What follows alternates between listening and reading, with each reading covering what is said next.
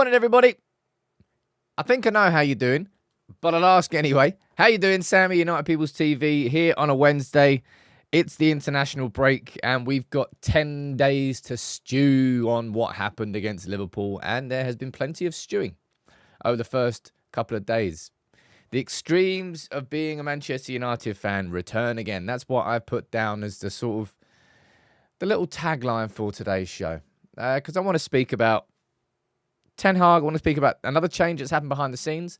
Andy O'Boyle's been replaced, well, actually just kind of sacked, as Man United's deputy sporting director. So another structural change.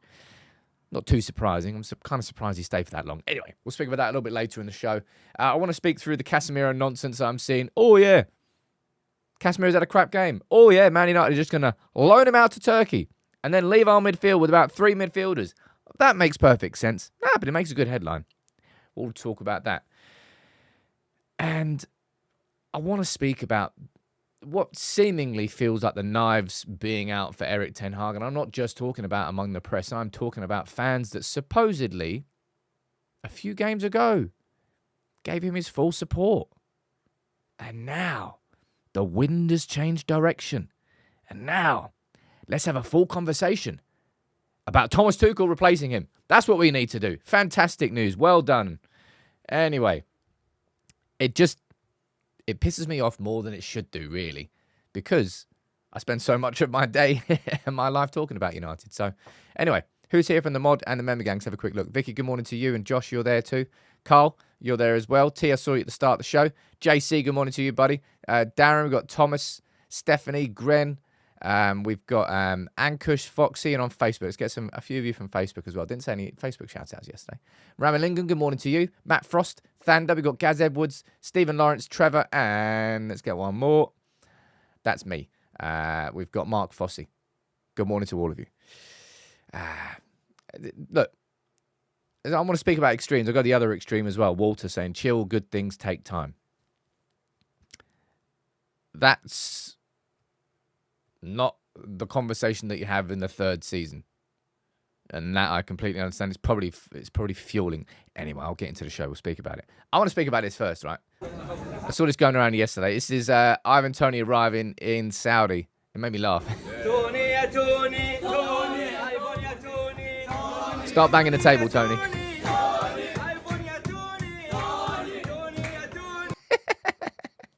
Dude, people are saying like Ivan Toney has no idea what's going on. Ladies and gents, if you were giving me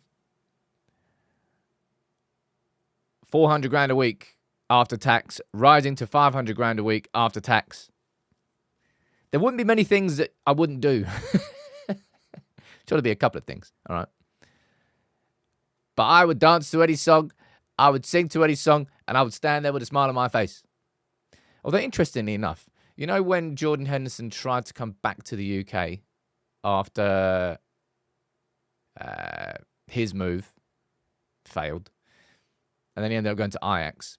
I think that's because when you come back into the UK, you're then going to be liable to pay around about 40%, presumably. All right, I'm just guessing here about taxation rules.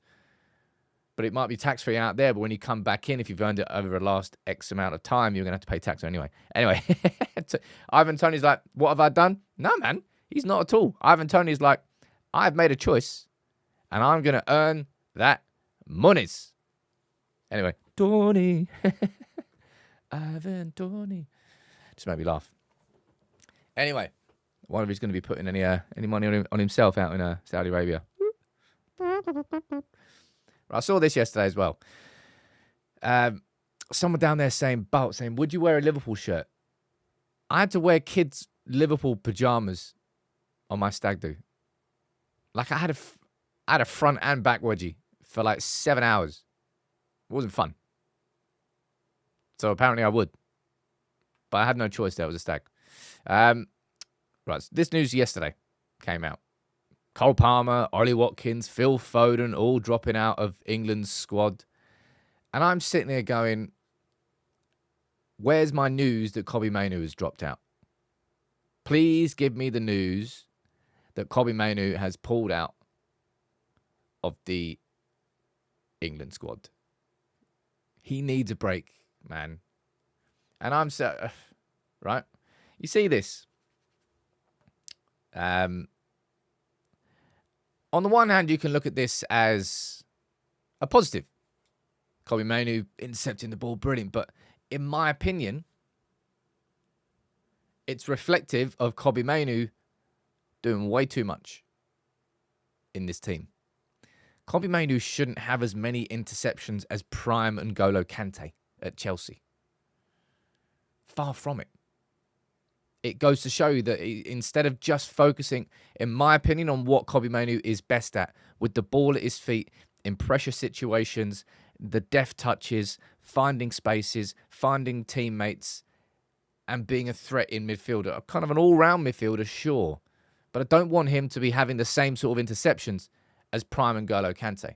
And then you got this whopper. And I tell you what, decided last night that we're going to do a full video, like properly exposing Graham Souness. I mean, going back through the years, pulling out every single example that he has said, editing it together into like an 8-minute, not that he needs a character assassination, but an 8-minute just slap up of Graham Souness.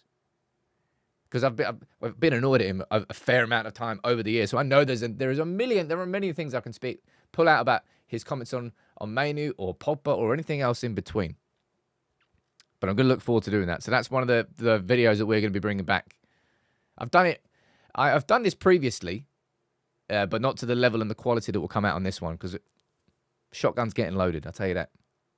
He needs a break badly, man. At 19, one thing that Graham Souness is right at when he said down there is Mainoo, it's not that he's certainly not the go-to guy. He shouldn't be the go-to guy. 19-year-old Kobbie Mainoo shouldn't be who we're looking to in midfield for magic, for solutions. He should be part of a balanced midfield, which we still just do not have. And Ugarte, hopefully he will come in and do that.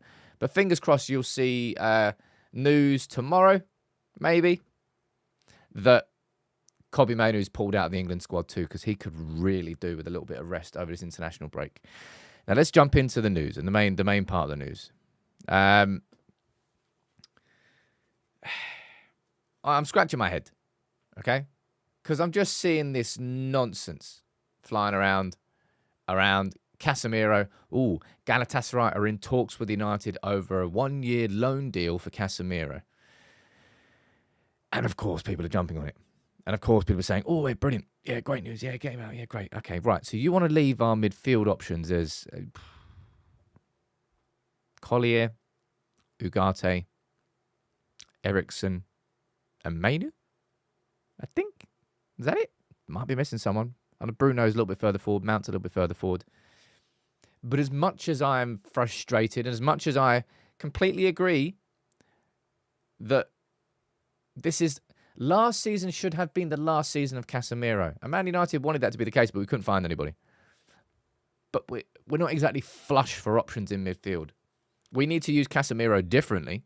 We need to make sure we stick to the... in fact, I kind of looked at a little bit of the highlights yesterday. At the start of the game against Liverpool, it kind of felt like we were setting up in that 4-2-4 shape, but we lost it quite quickly. And in my opinion, that's down to the man marking. The man marking returned against Liverpool and pulled the whole system, pulled the whole shape completely out of kilter. Casemiro's not leaving on loan, people. I know you might be frustrated and angry with him. I am too. But we're hardly flush for options. And the idea that United, off the back of that Liverpool game, will go, you know what, lads? It's probably best that we just loan him out for a year and just don't have him. It's an odd one, all right? Casemiro's not going anywhere, all right? Hans, again, that's just a straight-up lie. The guy walked out the stadium. That wasn't at full time. The people... it's probably one of my biggest gripes about society and news. And I've said this so many times. You know, I'm telling the truth when I say how annoyed I am at this. Is people just look at something and go, oh, that's true. And they just take it as fact. And they run with it. And if all you need is to do just like a little 30-second, is that right? Okay, where have they got that from? And a little tiny bit of research. would have shown you that that was bullcrap straight away. And that is kind of leading into my main bit of anger, and because I'm angry. I'm angry. I'm not angry. Am I angry? I suppose I am a little bit. Right? The interview, first of all, isn't it interesting? And again, I suppose this is how the press work, right? The interview with Dan Ashworth and Omar Barada happened before the Liverpool game. And we didn't hear one peep of that till after the Liverpool game. Interesting. Very interesting. And the press have been known to do that, by the way. To sit on something and release it when the time is right. I just find it very interesting that not one quote came out from Ashworth or Barada. Did Manchester United embargo that conference until after the game? Possibly. I don't really know why they would. But anyway, what we've heard from our club after that game is that Ten Hag has the support. So why am I seeing full-on conversations, full-on shows just about how Thomas Tuchel is going to replace Erik Ten Hag? And don't come at me saying, oh, it's just the news. Okay, it's just the news. Right then. Let's have a look at where this news is coming from. Manchester Evening News, garbage. Mirror, garbage. Football 365. They just, I don't know what they are. They're kind of an aggregator. Evening Standard, garbage. Sportsmole. Liverpool.com. Sport Bible. GB News. You kind of get the point I'm trying to get at here? Oh, look. T2, there you go. Say The Athletic said it was embargoed. That would pretty much be the only reason why I think the quotes didn't come out until after the game. But it's performative. I swear on my life it is performative. You cannot say you support a manager for months and get angry when people say that he should go. And then you're 3 games into a season and you're having full-on conversations around how a manager could be replacing the manager that you supposedly support. And if or when, ideally when, we beat Southampton and Barnsley, it will swing back. And then we might get a tricky... Maybe we beat Spurs again and, oh, boom, Man United are back in. And then we might lose against Villa. And then we're back down. The extremes of being a Manchester United fan. And that is just a perfect example of how performative it is. It just blows with the wind. You either support him or you don't. You don't have those conversations if you support him. And it's not, and look, this isn't me saying that, oh yeah, just, doesn't matter how crap United are, support him. Oh yeah, just blindly go down that route. That's not slightly what I'm suggesting. And Chris Wheeler from the Daily Mail here is correct. Saying all the stuff that's happened behind the scenes, the flip side for Erik Ten Hag now is there's kind of no more excuses. And I agree with this comment here from, I think it's Mark Critchley. Yeah, Mark Critchley from The Athletic saying that 2 trophies line is going to start wearing thin. Because as true as it is,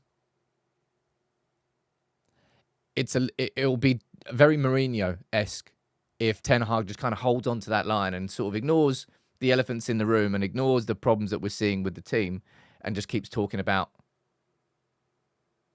the fact that we won 2 trophies. I'm going to go down and try and read some of your comments out if I can. Shax, I can see you down there, dude, gifting 5 memberships. Thank you, dude. Thank you to everyone.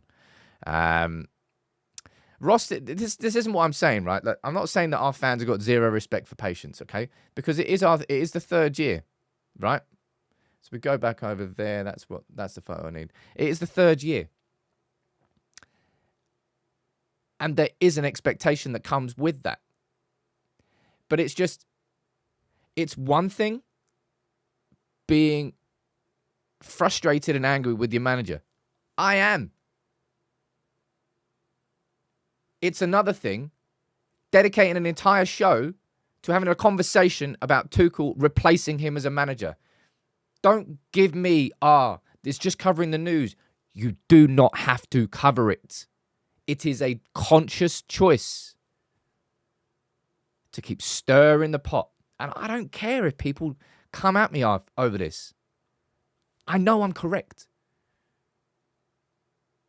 And it all feeds into the extremism of being a United fan.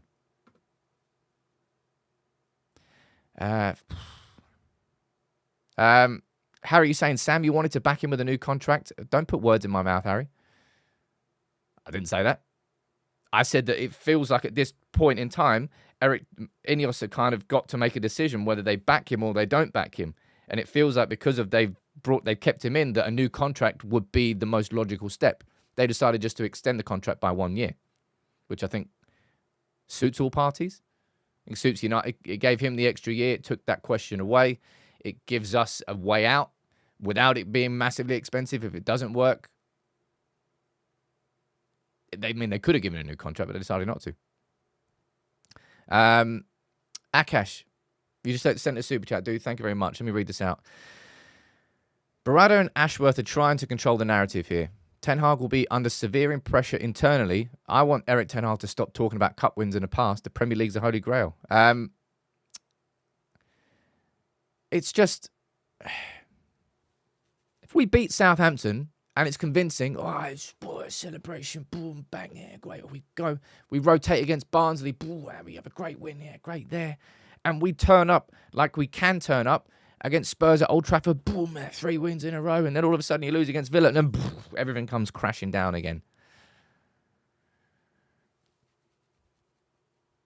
So make your mind up, man.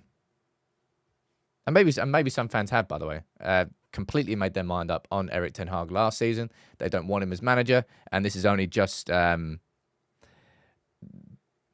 proving their point of view correct. Look, I'm frustrated and I'm pissed off that the start of this season has been as crap as it has been. Fulham, I think, was a good game. I think that should have been 3-0. Easily. Game against Brighton. We didn't play incredibly, and it was frustrating, but we got that equaliser, and that second goal should have stood. But United, you know what they do? Their heads go. Boom. They get affected by things that do or don't happen in games, and as soon as that goal got disallowed, you kind of knew what was coming, and it happened. And then Liverpool was just, we didn't concede until, the 33rd minute, thereabouts. He conceded 2 in quick succession, and it was just like, you're forcing your own mistakes. But prior to that, I don't think we were playing completely good enough. Let me see what you're saying down here in the comments, right? And I can see a load of this now. A shit ton of Solskjaer revisionism. Boy, did I took pelters for months on here about Solskjaer. And I wish, of all the managers that we have had, if I could choose one to come back into this club and work in this new environment with people who actually want to succeed being our owners, with an actual sporting director, with an actual CEO, I would choose Ole Gunnar Solskjaer in a heartbeat. In a heartbeat. For him to be back at this club. Well, no, not for him to be back at this club, but for him to have existed at Manchester United with an actual structure that wanted to succeed as much as he did. And people booted him out. I think Solskjaer, was it 2020, 2021, we scored like 120 goals. Tactically, towards the end, he ran out of ideas. And I can see a lot of revisionism coming around Ole Gunnar Solskjaer now. Let me see what else you're saying down here. Ryan, I think it's a totally different story when we get everyone up to the same fitness. You know what, Ryan? I just don't think it's ever going to happen. Ever. And I don't think that's necessarily just Manchester United's fault, but the demands on modern day footballers. I'm saying that like other teams managed to do it. Why can't Man United? I don't quite know. But I think the idea of just saying, "Oh, wait until the whole team's back together," and I mean the whole team's not gelled. Ugate's not played a game yet. De Ligt and Zirkzee made their first 2 starts, and Yoro, who we signed, he's out for 3 months. So that's 4 out of your 5 signings who still to this point aren't embedded into the team yet. Mazraoui's the only one who started. Has he started all 3 games? I think he started all 3 games. And you're saying, as far as I'm concerned, INEOS have proven they are excellent, so I trust they will also be excellent in deciding Erik Ten Hag's future too. Like, make no mistake, people, all right? I've said this already and I'll say it again. Omar Barada, Dan Ashworth, Jason Wilcox, they're all sitting there around the round table going, well, this has been a crap start to the season. What's our contingency plans? They are smart men. They are smart footballing men. They will know where they want United to be in 3 months' time, 6 months' time, 12 months' time, and hopefully in 5 years' time. They won't be swinging from game to game. They'll have a cut-off. But it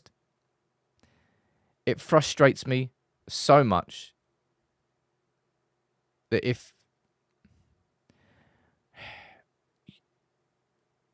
you do not have to do anything around speaking about other managers right now, that is just utter bullcrap. To say that's news, it's not. It's not.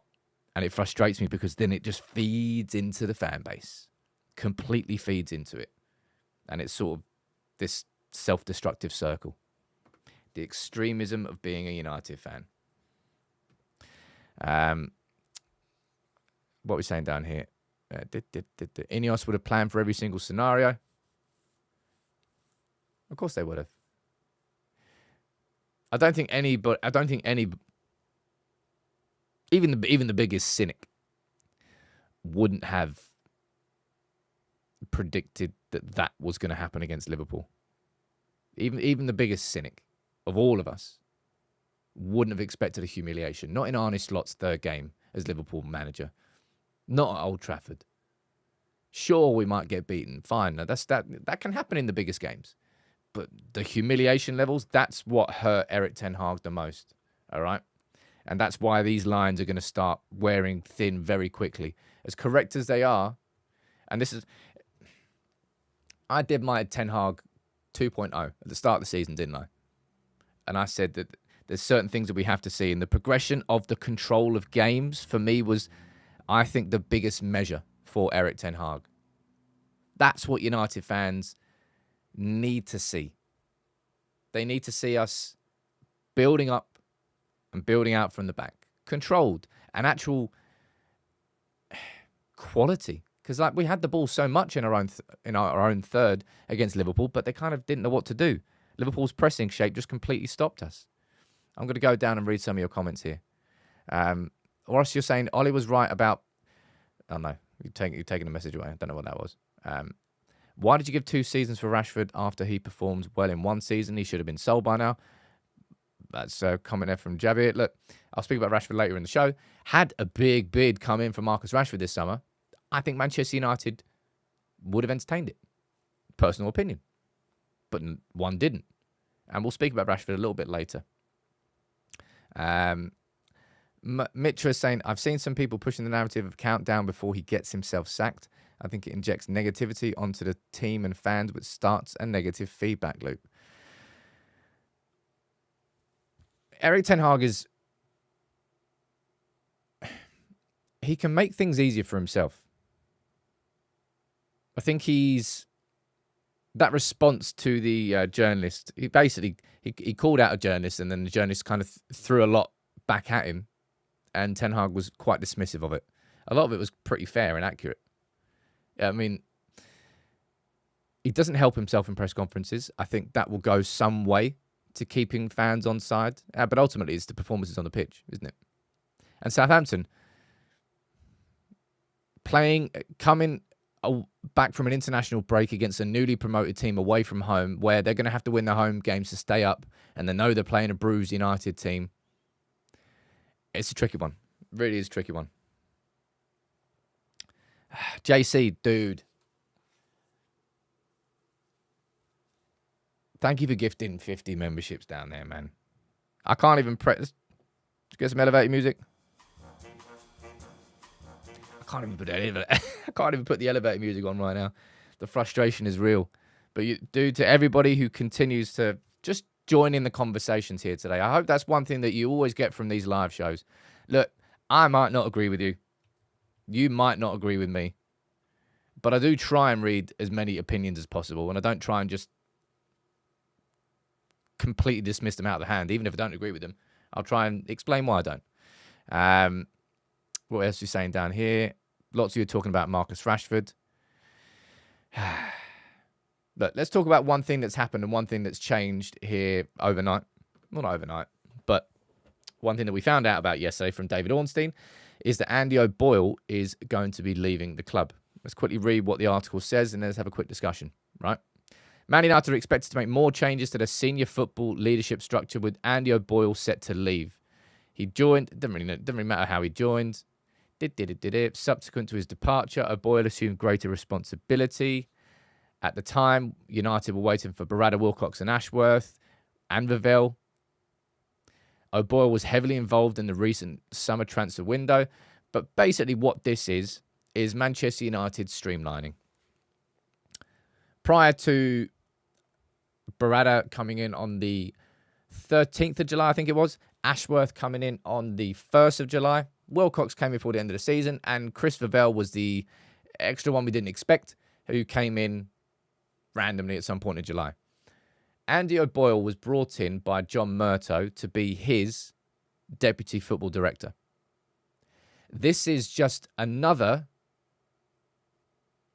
pre-existing part of the football structure leaving. And that, in my opinion, can only be a good thing. That's just us streamlining. You know, too many cooks spoil the broth. I didn't really see how Andy O'Boyle sat in the structure with Barada, with Ashworth, with Wilcox, with Vavell. And I already spoke about that in my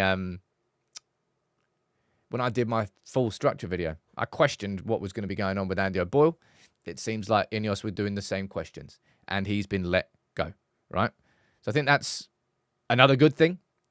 Any changes to our football structure, I would just see as a good thing, because I think INEOS have done so much good work there. I don't think you can truly see the results of that good. To be fair, I think there was a fair amount of results in the summer transfer window, but more is coming. About saying, Sam, I can't watch the Transformers franchise without thinking of you. Why do I say the word transformative too much? Don't know. Peak Megan Fox. First Transformers film, wasn't it? John, you're saying down here, Sam, what do you think will happen if Southampton beats United after the international break? Well, that will just be World War III then, really, won't it? And I'll be honest, typically, after international breaks, even if United have been in good form going into them, under Erik Ten Hag, Man United have been slow to come out in the first game back from an international break. Whether it's the patterns, whether it's a coaching, I don't know what it is. But so far, I don't think we've been incredible when we come back from international breaks. Fingers crossed that changes. Now, one thing that hopefully will change that, of course, is the fact that players will be coming back. Now, Rasmus Højlund was injured against Arsenal, and I think that was on the 28th of July.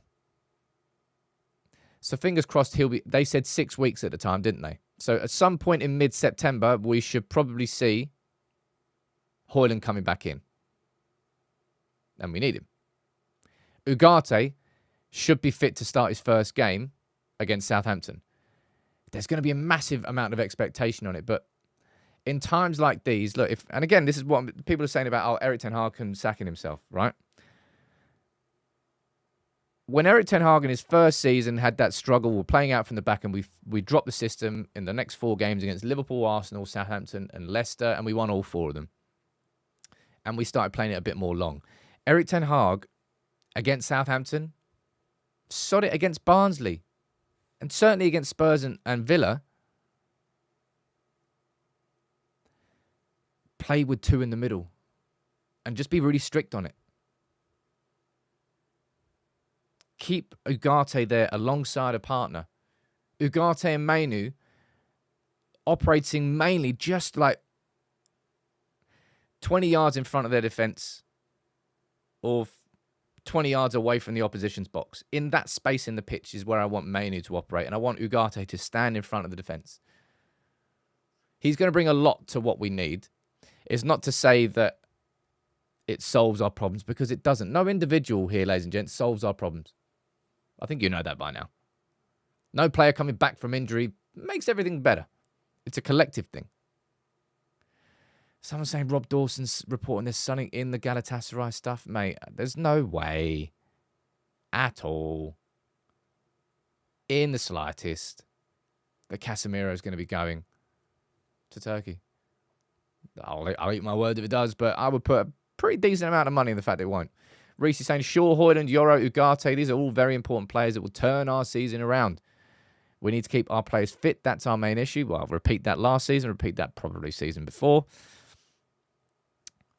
Do I think Luke Shaw comes in and changes Man United playing out from the back? No, I think we had Delo and Mazraoui there, and I think they're both pretty damn decent in it.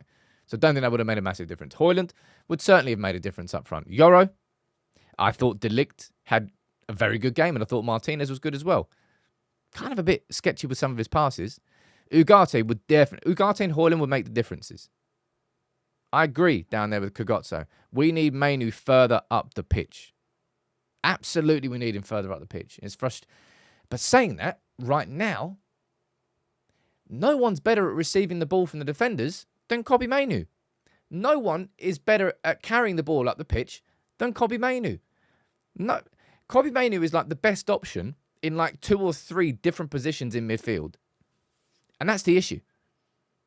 You want him to do everything, and he kind of is doing everything.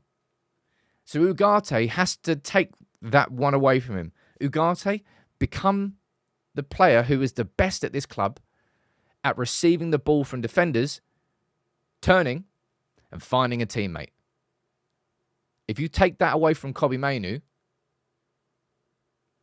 then we don't have to worry about Kobbie Mainoo doing any of that anymore. We just have to think about Kobbie Mainoo and the best of his game. Kobbie Mainoo and his best football is when he's facing the opposition box and he's moving towards it. Not the other direction, not sideways. Kobbie's too good for that. And I certainly mean that as a compliment. Ross, you're talking about Bruno dropping deeper. I saw Bruno dropping deeper against Liverpool, and it always happens in games where it's not quite going right. Bruno ends up dropping deeper, and maybe that is an instruction. Maybe that's like a natural instinct of Bruno, but it pretty much happens every game where it's not quite working out for us. Bruno will end up dropping a little bit deeper. Ugarte himself here, look, of course, you got to back yourself, naturally. He's 23. He's got all his best years ahead of him. And you need bullseye, not bullseyes, but you need to hit the board with transfers. So many times Man United have thrown the darts and it's like, 70 million down the drain, 80 million down the drain. We need to start hitting the board. I think we've hit the board with De Ligt. Early signs are good. Mazraoui, looks like we've hit the board. Early signs are good. Ugarte, man, we need that to be a bullseye. We really do. Which is bad pressure for him, but it's just the truth. It's not that we're expecting him to come in and be a 10 out of 10 straight away, but don't drop stinkers. Do not drop stinkers. Rex, you're saying, interesting to see how Gary O'Driscoll does this season. My Arsenal mate says he was head physio during the early 2010s when they had consistent injuries. But it was Gary O'Driscoll who came on the pitch. You know, when Mazraoui went down with a head injury, I'm pretty sure that was Gary O'Driscoll who was the lead physio on the pitch at that point in time. It will be interesting to see. Someone's saying we need a winger and a fullback. Well, it's not the time to talk about what this squad is missing to go to the next level. Let's try and maximise what we've currently got out of this squad. Brian is saying, just make us hard to play against. Need more than that. But ultimately, I always say this, cliches exist for a reason, right? And the cliches come out when United aren't hard to play against, when United can be played through. Once you've got those basics done, then you can start having conversations about better football going forward and progressive football and patterns and triangles and all that jazz. They ran through us so easy. It's ridiculous. Yeah, look, Akash, you're right. Bruno was awful in the press against Liverpool. Everybody was awful in the press against Liverpool because everybody switched to the individual press. And I'm guessing it was instructional, if I'm honest, because I saw us maintain such a good, solid shape against Brighton and Fulham.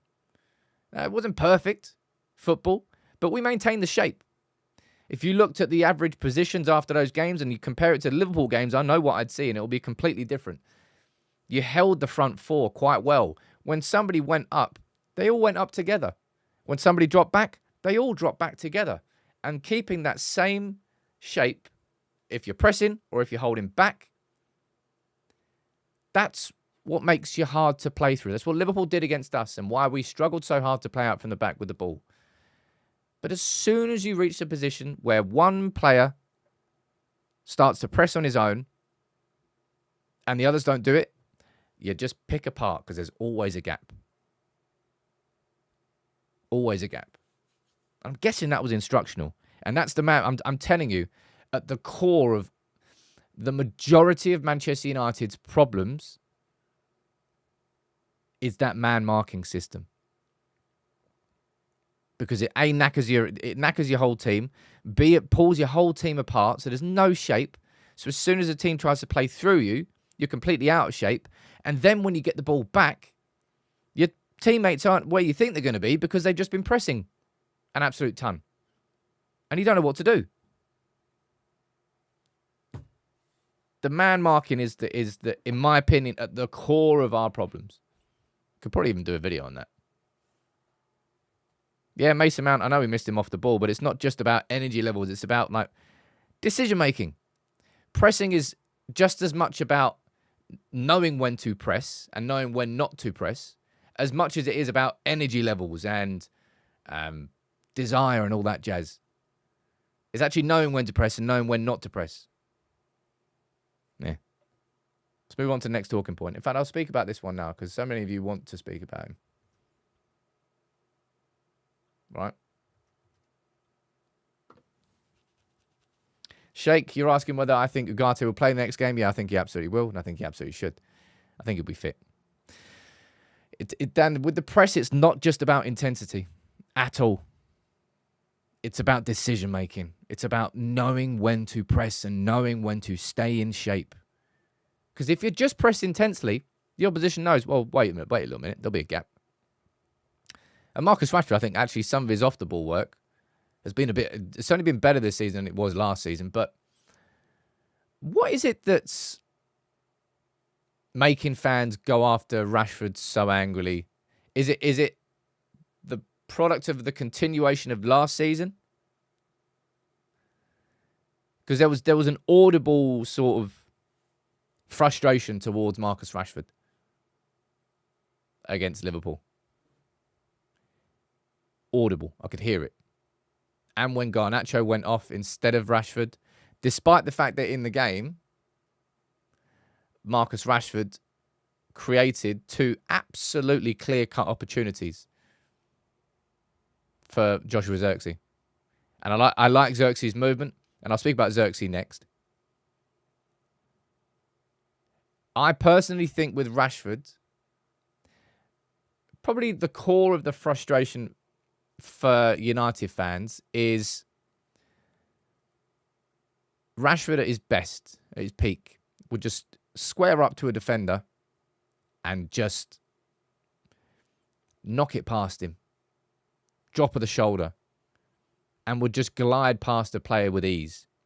And I think the thing that's frustrating United fans the most is so many of these situations now, Marcus Rashford either slows the game down so much that he can't use that sort of explosion of pace, or that he sort of turns around and sort of passes sideways or backwards because he doesn't have the confidence to drive past his player. I think that's the That's probably the core of the frustration. But let me see what you're saying in the comments. Gabrielle's saying, for me, Rashford has seen more of a direct player who can score goals. I guess he's been coached to be more assisting. Well, prior to Højlund and Zirkzee coming in, we didn't have anybody who could really operate centrally. So it was down to Garnacho and Rashford to be selfish. Tron saying Zirkzee was the worst player on the pitch. Get in the bin with that opinion. End of that conversation. I'll speak about Zirkzee next, but fair enough. If that's you, that's you. Will saying he's just rubbish. How he plays as much as he does is shocking. The body language isn't good. Tony saying, I thought Rashford was working hard. Someone saying about British bias. I don't know why anybody tries to do that. Do you not find that hilarious? Like I would speak about a player differently because he's a different nationality. Huh. All right, cool. Rashford should have and could have multiple assists this season. But it doesn't take away from the fact that Rashford's just lost that drive. If Rashford is going to be in this team as a direct player, then you can't lose that element of your game. You can't lose that directness. And I think that's what Rashford is missing the most, is just that ability just to knock it past a player, to skip past them. Joe, you're saying we need wingers who can create goals, not score them. Well, I kind of half disagree. You need a winger who can do both. In an ideal situation, every season, you get your wingers in double figures for goals and assists, scoring themselves, but also creating plenty for the people who sit in the middle. Now, Zirkzee could have and should have more than one United goal to his name in the Premier League.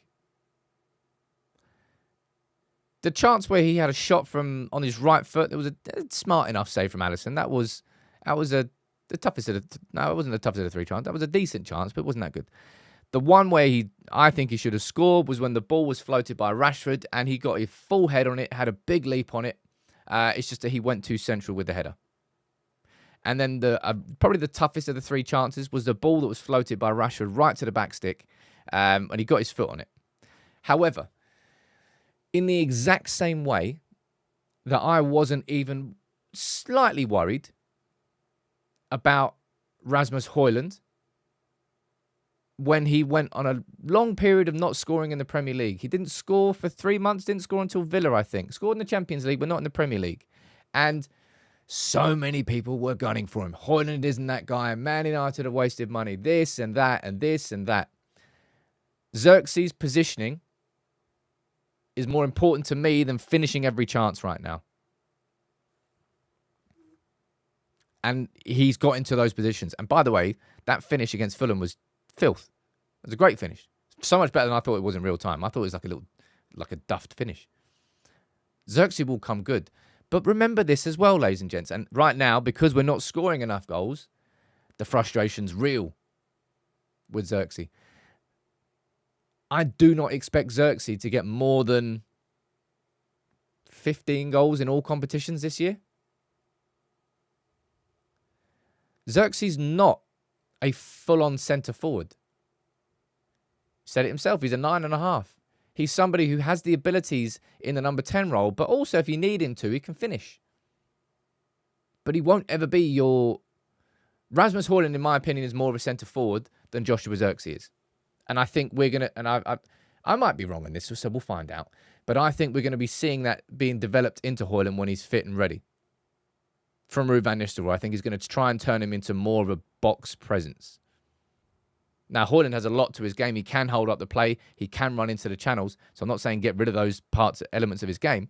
But that's just kind of the way I see him developing. Let's see. I would love to see that bout. I would love to see Zirkzee and Højlund together. I think it could really work. But if you do that, what do you do with Bruno? Because you can't play him centrally if you're playing Ugarte and Mainu behind him. Options, maybe there's going to be a difference in shape. I still think the 4-2-4 shape can work in principle. But I don't know I don't even think it's about talking about a formation that's going to, oh, the pennies dropped. There you go. That's perfect. It's just up to Ten Hag and his coaches to get this team playing properly. And I thought we played properly against Fulham. And I thought we didn't play as good against Brighton, but we had our moments and we had that ball in the back of the net and it should have been 2-1 to us, but we just ballsed up. It was unlucky for Zirkzee, really. And then Liverpool, we didn't do a thing. We didn't do a thing. Well, past the first 15, 20 minutes where I felt like we actually started with the intensity that we needed to in these games. And then it's just, well, you know what happened. The two individual mistakes. Josh, you could well play Zirkzee left wing and drop Rashford, but then Zirkzee would end up dropping into being more like a number 10. You'd lose that width on the left unless you had the low properly overlapping, which could well happen. You could get an inverted position from that left wing if Zirkzee played there instead of Rashford. But yeah, as Andy Cole said here, look.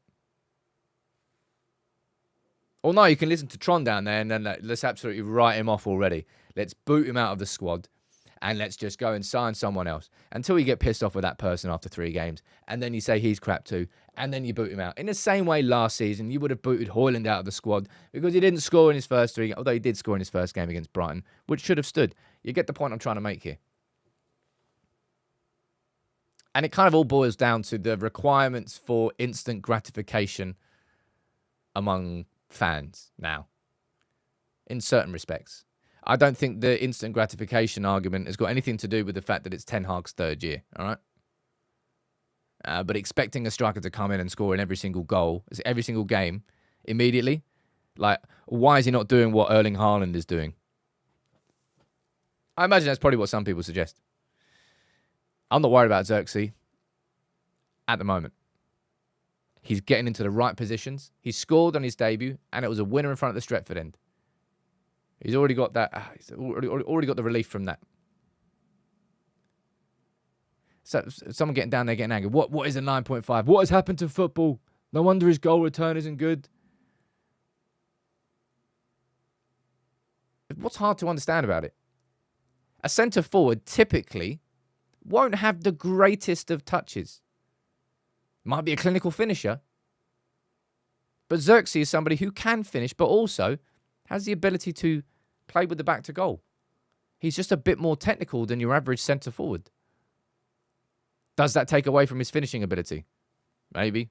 Maybe not. We'll find out across the course of the season.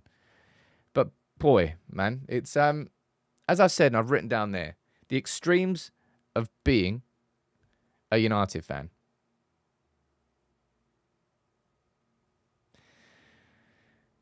And if we beat Southampton and we beat Barnsley and then the surge will come back and then we might lose to Spurs and then the surge will go down and then we might beat Villa and the surge will come back up. It's like, try and keep yourself more in the middle, peeps. It's a much healthier place to be. Tronny saying you never said you writing Zirkzee off. I can't remember what you said earlier now. It was enough to annoy me. I'm not going back through and reading it. What was it? What was it? I can't even see all the comments up here now. Zirkzee was the worst player on the pitch. That's just so... Oh, dear. Anyway.